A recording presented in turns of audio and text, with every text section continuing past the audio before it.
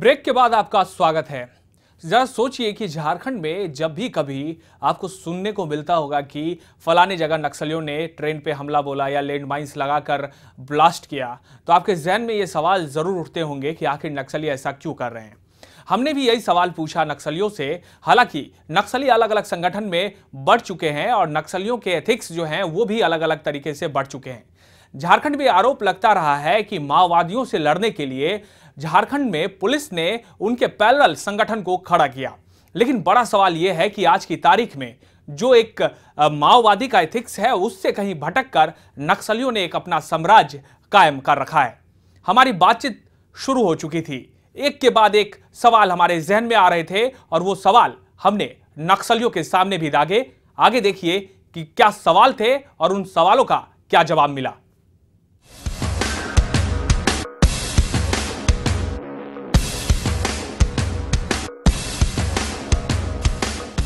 एक और बात है अभिमन्यु दा कि कई और संगठन हैं जो काम कर रहे हैं। क्या सारे संगठनों की लड़ाई एक ही है? कहने के लिए तो सारे संगठनों की लड़ाई एक ही है, लेकिन ये जनता को देखने वाली बात है कि लड़ कौन रहा है और पूंजीपति कौन बन रहा है। किसका बिल्डिंग रांची में है, किसका बेटा विदेश में पढ़ रहा है। हमारे बेटे को तो सरकारी स्कूल में भी नहीं पढ़ने दिया जा रहा है। आपको लगता है कि माओवाद का जो सिद्धांत था, जिसको लेकर माओवाद की लड़ाई हुई, नक्सलवादी से शुरू हुआ कि हम सामंतवादी प्रथा के खिलाफ लड़ाई लड़ेंगे, भटक चुका है। काफ़ी पहले वो अपने रास्ते से दूर जा चुका है। अब लड़ाई सिर्फ इस बात की है कि हमारा बेटा विदेश में पढ़े। हाँ, जो झारखंड में लड़ाई शुरू हुई थी, ये लड़ाई जमींदारी प्रथा समाप्त होने के बाद समाप्त कर दी जानी चाहिए थी। वो लड़ाई जमींदारी और शोषण के खिलाफ था, जिस पर काफ़ी हद तक काबू पा लिया गया था। अब चूंकि उनके पास जो संसाधन है उनका इस्तेमाल हो रहा है तो विध्वंसक वस्तु का इस्तेमाल होगा तो विध्वंस तो हो भी करेगा। जहां तक विकास का सवाल है तो जेपीसी के नक्सली मानते हैं कि विकास के दावे तो हो रहे हैं, पर ये विकास धरातल से कोसों दूर हैं। कि विकास के काम जो हैं वो प्रभावित हो रहा है इस लड़ाई की वजह से। गांव तक विकास नहीं पहुंच पा रहा है इस लड़ाई की वजह से, ऐसा बाहर लोग बोलता है। अब देखिए, आग लगेगा तो धुआं तो उठेगा ही।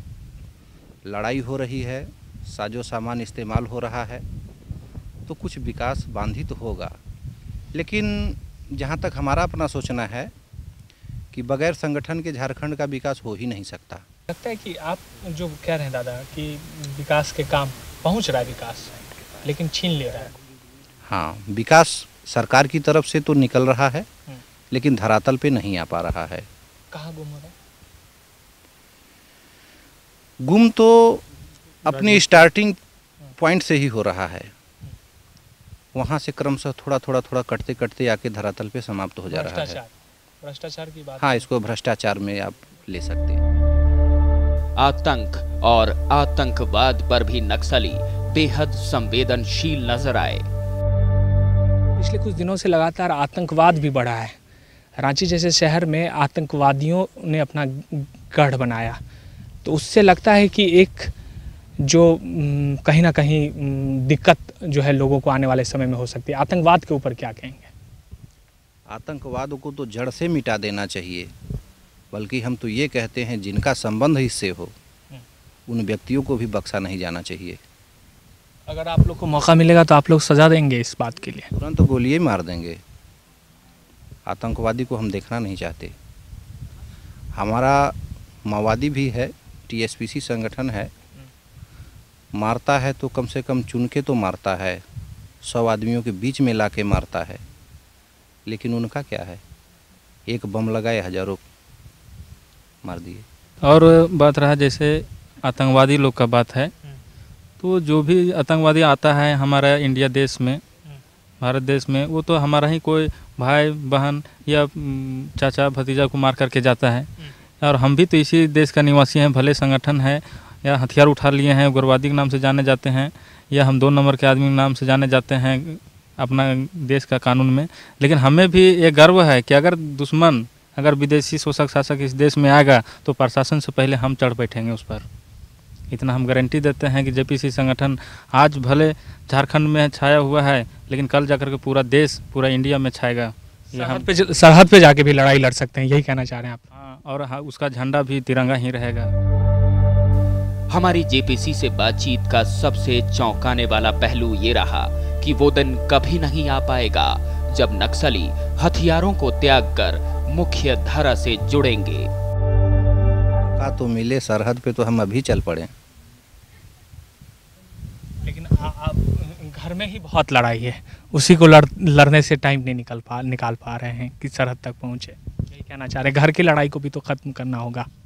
हाँ, घर की लड़ाई को समाप्त करना ही होगा। यहाँ हम क्लियर रखेंगे तो आगे जाने का हमारा रास्ता साफ रहेगा। वो दिन आएगा कभी जब लड़ाई खत्म हो जाए, किसी को, कोई पुरुषोत्तम दा को हथियार उठाने की ज़रूरत ना पड़े, कोई अभिमन्यु दा को हथियार उठाने की ज़रूरत ना पड़े। वो दिन आएगा कभी? हमें तो नहीं लगता।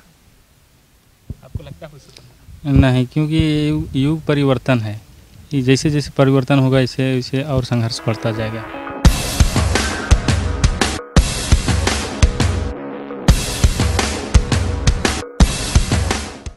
ये लड़ाई कभी खत्म नहीं हो सकती है। तो सवाल ये है कि क्या झारखंड में हमेशा इस तरह से लड़ाई होती रहेगी? सिर्फ झारखंड नहीं, अब तो पूरे देश में ये लड़ाई जारी है। चलिए, लेकिन आगे हम बातचीत का सिलसिला जारी रखते हैं और ये जानने की कोशिश करते हैं कि अभी जो माहौल है देश के भीतर, चाहे वो राजनीति को लेकर हो या फिर राजनीतिज्ञ को लेकर हो, उस पर नक्सली यानी कि जेपीसी संगठन क्या सोचता है।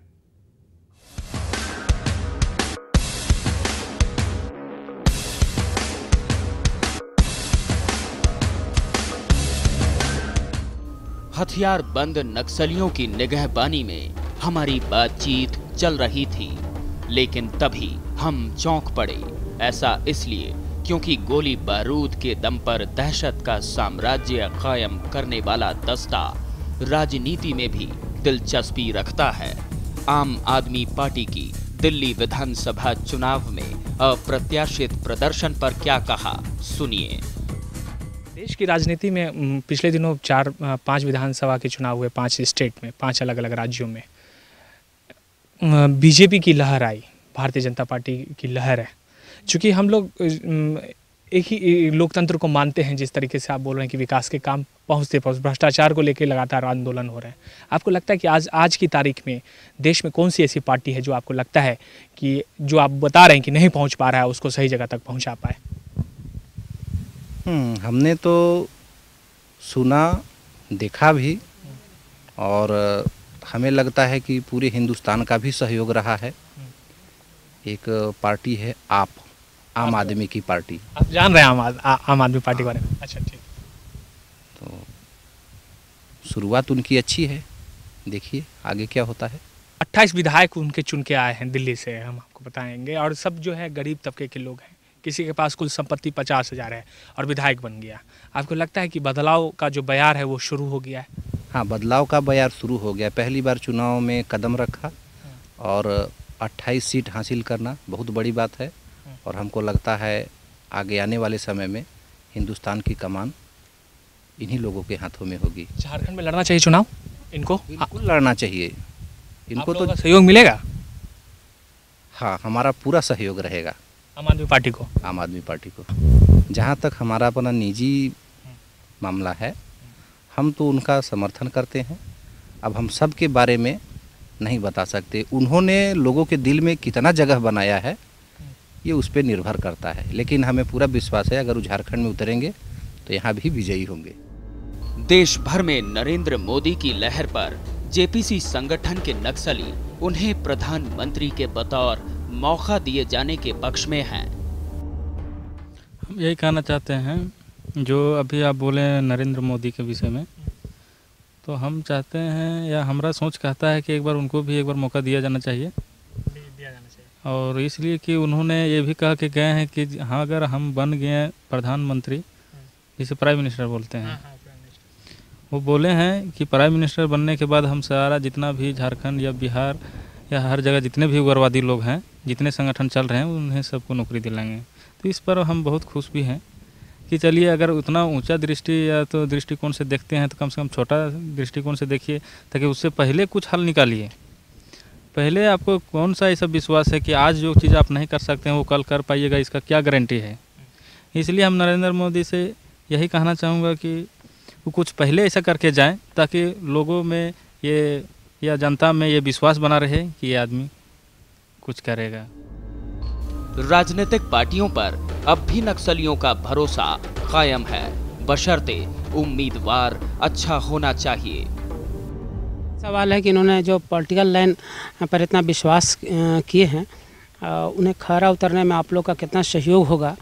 किसी भी पॉलिटिकल पार्टी हो जो जिससे पर आप लोग को भरोसा हो, जिसमें जो लड़ाई आप लड़ रहे हैं, पॉलिटिकल लोग भी कहते हैं कि हम समाज के लिए लड़ाई लड़ रहे हैं, तो उसमें आप लोग कितना भरोसा, आप लोग कितना सहयोग करेंगे।